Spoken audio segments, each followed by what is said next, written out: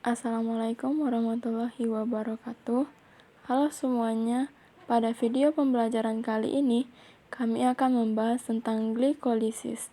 Nah, anggota kelompok kami terdiri dari Miranda Stefani, Roma Wolifani, dan Zahra Fadilah. Selamat menyaksikan.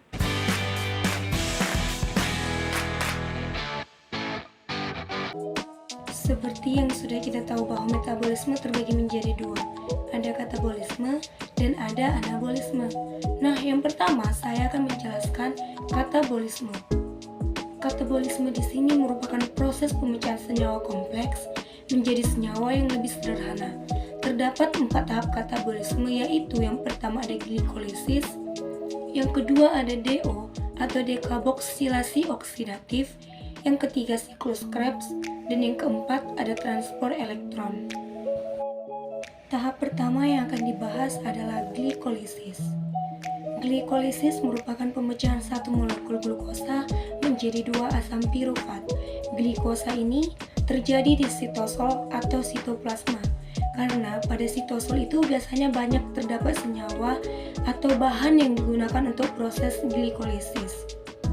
Pada tahapan ini, glukosa atau gula berkarbon 6 itu akan dipecah menjadi senyawa gula yang lebih sederhana, sehingga akan menghasilkan 2 asam pirufat, 2 ATP, dan 2 NADH. Mari kita simak bagaimana proses dari 10 tahapan glikolisis. Terdapat 10 tahapan dalam proses yang terjadi pada glikolisis, yaitu tahap pertama glukosa akan diubah menjadi glukosa 6-fosfat. Pada tahapan ini, enzim yang berperan yaitu heksokinase. Enzim ini akan mentransfer gugus fosfat dari ATP ke glukosa sehingga ATP akan menjadi glukosa 6-fosfat. Disinilah ATP pertama kali digunakan. Selanjutnya pada tahap kedua, glukosa 6-fosfat akan diubah menjadi fruktosa 6-fosfat. Pada tahap ini, glukosa 6-fosfat dikonversi menjadi fruktosa 6-fosfat oleh enzim fosfoglukoisomerase. Tahap yang ketiga, fruktosa 6-fosfat diubah menjadi fruktosa 1,6 bifosfat. Enzim yang berperan adalah fosfofruktokinase. Pada fosfofruktokinase akan mentransfer gugus fosfat dari ATP. Inilah tahapan penggunaan ATP yang kedua. Selanjutnya, tahap yang keempat yaitu enzim aldolase memecah molekul fruktosa 1,6 bifosfat menjadi 2 buah gula yang memiliki 3 karbon yang berbeda, yaitu menjadi dihidroksiaseton fosfat atau DHAP dan gliseraldehida 3 bifosfat atau G3P. Pada tahap yang kelima yaitu terjadi konversi antara DHAP dengan G3P, di mana reaksi ini telah mencapai titik keseimbangan. G3P inilah yang digunakan pada langkah berikutnya. Nah, dari tahap 1 sampai tahap yang kelima dikenal sebagai energi investment phase, karena pada tahap ini ATP digunakan sebanyak 2 buah. Selanjutnya tahap yang keenam yaitu G3P akan diubah menjadi 1,3 bifosfoglycerat sebanyak 2 buah. Pada tahap ini, enzim yang berperan yaitu triose fosfat dihidrogenase. Pada tahap ini terjadi 2 reaksi, yaitu yang pertama G3P dioksidasi melalui transfer elektron ke NAD+, sehingga membentuk 2 buah NADH. Yang kedua, dengan menggunakan energi dari reaksi ini, 2 fosfat akan terikat pada substrat sehingga ikut berperan dalam pembentukan 1,3 bifosfoglycerat. Selanjutnya, pada tahap yang ketujuh, 1,3 bifosfoglycerat akan diubah menjadi 3 fosfoglycerat. Pada tahap ini, 2 fosfat akan ditransfer ke 2 ADP, sehingga menghasilkan 2 buah ATP. Enzim yang berperan pada tahap ini adalah fosfogliserokinase. Selanjutnya, tahap yang ke-8, 3 fosfogliserat akan diubah menjadi 2 fosfogliserat dengan bantuan enzim fosfogliseromutase. Tahap yang ke-9, 2-fosfogliserat akan diubah menjadi fosfoenol pirufat atau PEP dengan bantuan enolase. Pada tahap ini dihasilkan molekul H2O.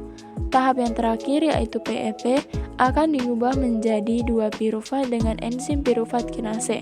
Pada tahap ini terjadi pembentukan ATP sebanyak 2 buah yang berasal dari ADP. Dan jika kita perhatikan, dari tahap 6 sampai tahap yang ke-10, terjadi pembentukan ATP sebanyak 4 buah, sehingga pada tahap ini dikenal sebagai period phase atau fase menghasilkan energi. Berdasarkan pada keseluruhan tahapan glikolisis tersebut, maka dapat disimpulkan bahwa glikolisis terbagi dalam 2 fase, yaitu fase memakai energi atau the energy investment phase dan fase menghasilkan energi atau the energy period phase. The energy investment phase merupakan tahapan di mana ATP pertama kali digunakan.